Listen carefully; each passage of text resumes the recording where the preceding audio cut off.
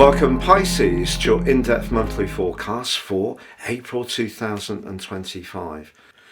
It's a pleasure to work with you. If you'd like to work with me directly, please check out my testimonials below for my one-to-one consultations. You can also have a video reading with me too, please see below, or please take advantage of my unique special offer.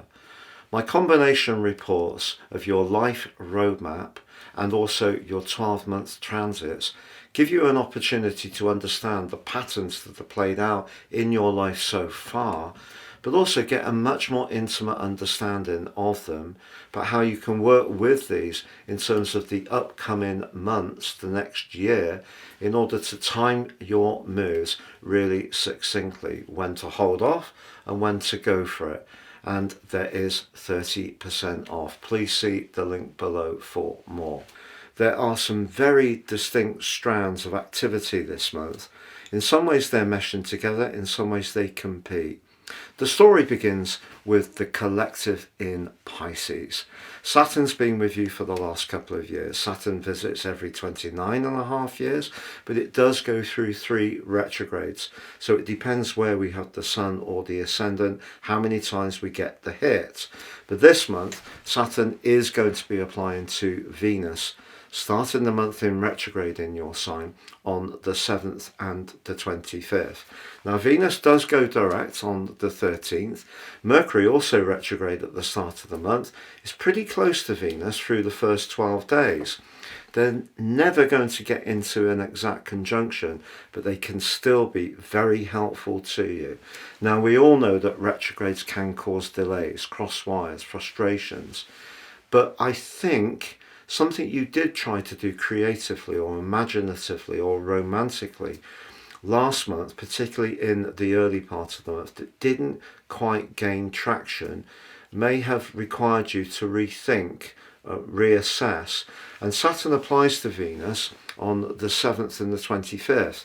And you could be pushed to show more self-discipline in order to demonstrate your talents, or it may be around a romantic situation that some kind of physical impediment, it may be the availability of someone, it may be where they live, it may be they've got family constraints or children to think of.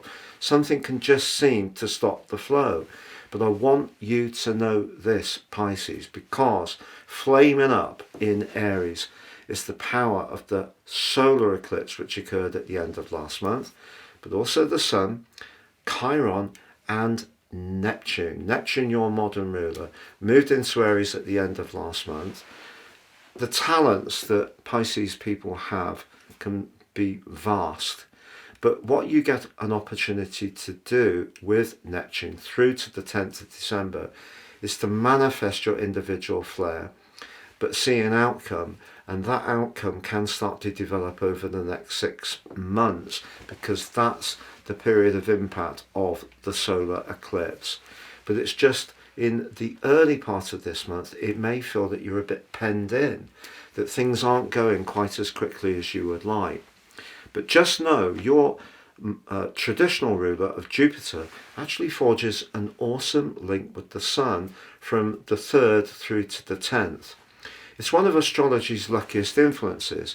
If you are looking to sell or market a property or rent one, that can be very helpful to you.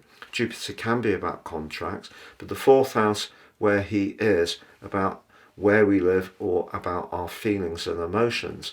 But the 2nd house of the sun can be about our possessions. If you've got possessions you don't really need, why not think about what you can declutter and sell off? That can create a surplus which can be helpful to you. Also, Mercury goes direct on the 7th. The handbrake comes off in terms of your thinking, but in terms of your self-expression or really feeling that you're getting the recognition you deserve, it may still feel very stilted because of Saturn's imposition on Venus, unfortunately. But just know, from the 9th to the 16th, the sun aligns with Chiron. Chiron's a very complex influence. In the sign of Aries, it's about our identity, and that's interesting because having Saturn, the North Node, Venus and Mercury all in your sign at the start of this month, very much about identity. But you can start to value yourself with Chiron's help, because Chiron's asking you, make a list of all the qualities and attributes you've got. Don't get too bogged down in what's not quite working straight away at the start of this month. Also be aware of the role of Mars. Mars is the planet of passion, the planet of assertion and drive, but it's in a very glam part of your chart through the first 18 days of this month. Now, it is going to run into some heavy celestial traffic by the time of the full moon on the 13th, but just know that if you do need to dazzle people with your personality, your charm, and the power of your charisma, Mars will help you. So even if you don't feel you're getting everything that you deserve, or the recognition financially that's important to you, and that can come up to the boil on the back of that full moon, because the full moon's in the sign of fairness, balance, Libra, but it's in the part of your chart to do with your long-term finances, but also shared resources, where you're most invested. The second house of position of the sun is more about everyday money, but Mars is in a T-square with that full moon. And Mars can be in the fifth house, very much to do with speculation. So there could be part of you, if things do feel stilted and stuck, that pushes you to do something much more spontaneously and off the cuff. And it could be something that could come off for some Piscean people, but the impulsiveness might also see you splash out on something that doesn't work. You could also be very generous towards someone you're attracted to. And remember, Saturn on Venus, it can be quite challenging around relationships, just being really truthful, any kind of relationship. So if there is someone you like, part of the theme of this month is knowing that whatever is truly right for us will eventually unfold. And if we try to push it through a sense that things aren't going as fast as we'd all like, that could be counterproductive. That said, on the 13th, Venus does go direct. So that's helpful, particularly if you are someone who is a maker, a creator, a visualizer, an artist. You know, these talents are something that you have a particular quality around, and Neptune in your second house could help you to monetize in a way which has proved elusive in the past. But remember, Neptune can also be a shimmering, shape-shifting type of energy. And sometimes when we feel we've got our hand on the prize with Neptune, we can put our hand to the prize and that prize turns out to be completely translucent and not actually tangible. So just bear that in mind. But on the 18th, Mars switches back into Leo, which it left on the 6th of January in its retrograde. That retrograde continued through to the 24th of February. During that period, certainly creatively, manifesting your brilliance, but also romantically, that may have created some frustration too, perhaps some disappointment. But Mars now moves back into the part of your chart to do with physical energy. And because Saturn, if it has hit on some personal points in your natal chart since he arrived on the 7th of March 23, you may not have had an awful lot of vitality. So Mars moving there is something to celebrate, yeah? Well, maybe. Because on the other side of the heavens is the deep, tiny, but hugely influential Pluto. So we have an opposition. And particularly professionally, if there is any office politics, it could be very tricky over the following 2 weeks. And the reason for this is because the sun moves on the 19th into the sign of Taurus, which is where Uranus is. And Uranus has been giving you a lot of brilliant ideas in recent years, but perhaps also seeing you feel a little stressed at times. Now, I must tell you that Saturn in your sign, for all its bad publicity, forges an amazing link with Uranus for the whole of this month. But they represent very different energies. Saturn is about conservatism, if you like, and Uranus is about radicalism. But when they're well aligned, what we can do when Saturn's in our own sign is take through hard work and application and perspiration, Saturn in house 1, an idea and output it in a fresh and innovative way with the help of Uranus. So that's very helpful to you.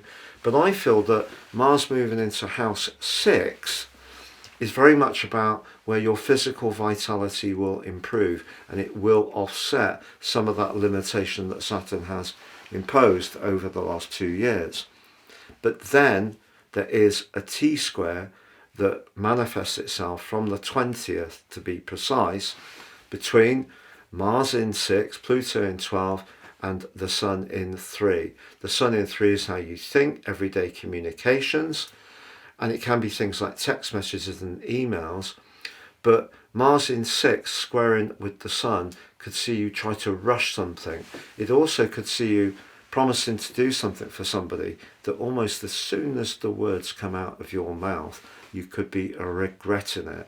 So just be aware that that's a very complex but potentially forceful set of influences.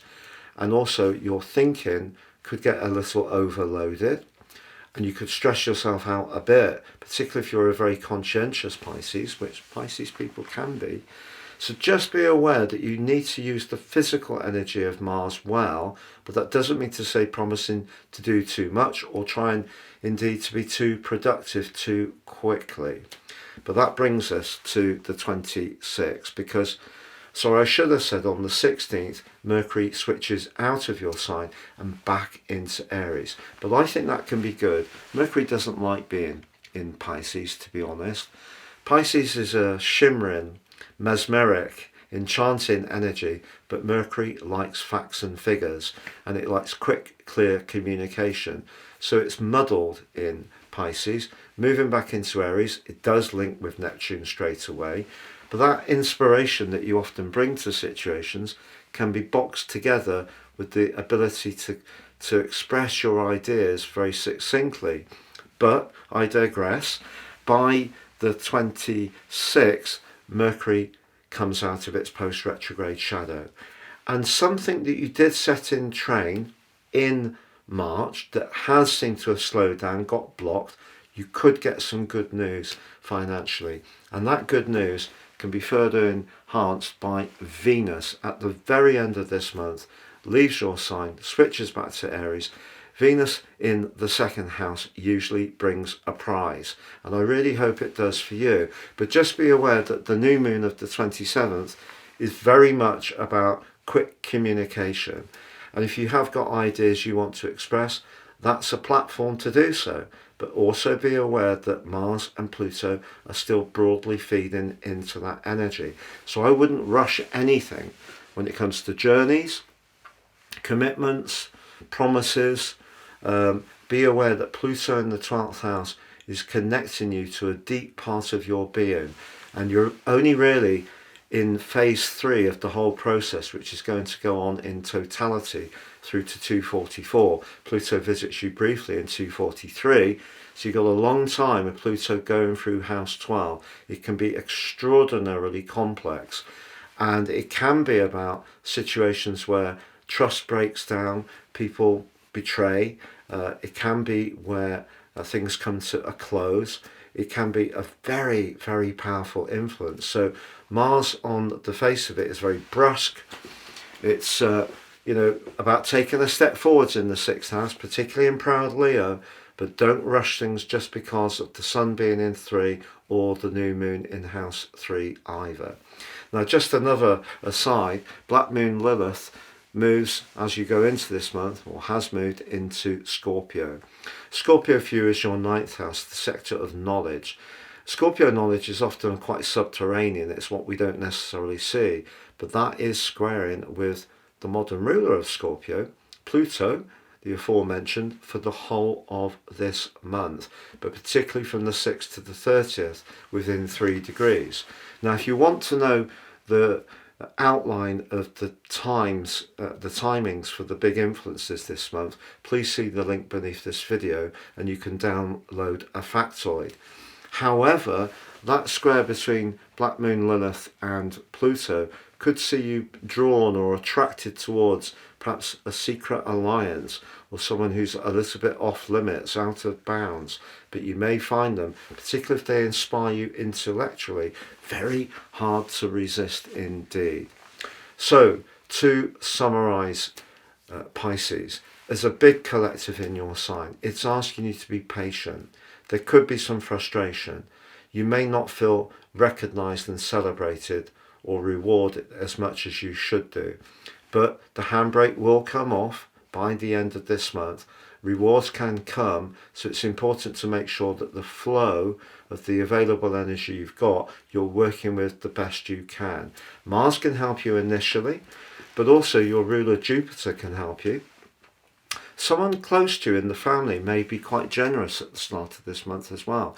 Maybe it's just going to be a really thoughtful text message or gift, but it could be something more substantive. For example, perhaps the deposit on a rental, or perhaps even a mortgage. That kind of thing isn't beyond the realms of possibility, but with Saturn so close to Venus, there could be some strings attached. And then the full moon afflicted by Mars and the new moon too. So Mars goes across houses 5 and 6, but each time is squaring with the Sun, and then latterly with Pluto too. So it is a complex month in some ways, but it is a month when you can start to see that all your talent, as long as you stick with it, show the dedication, keep with the program, go through the processes, and believe in your value. Keep thinking about drawing things to you based on your exquisite qualities. And by the end of this month, Venus can bring you a prize. If you've yet to visit my new website at www.patrickarundell.com, please join me. We've got lots of exciting new content and goodies to share with you. All the best and goodbye.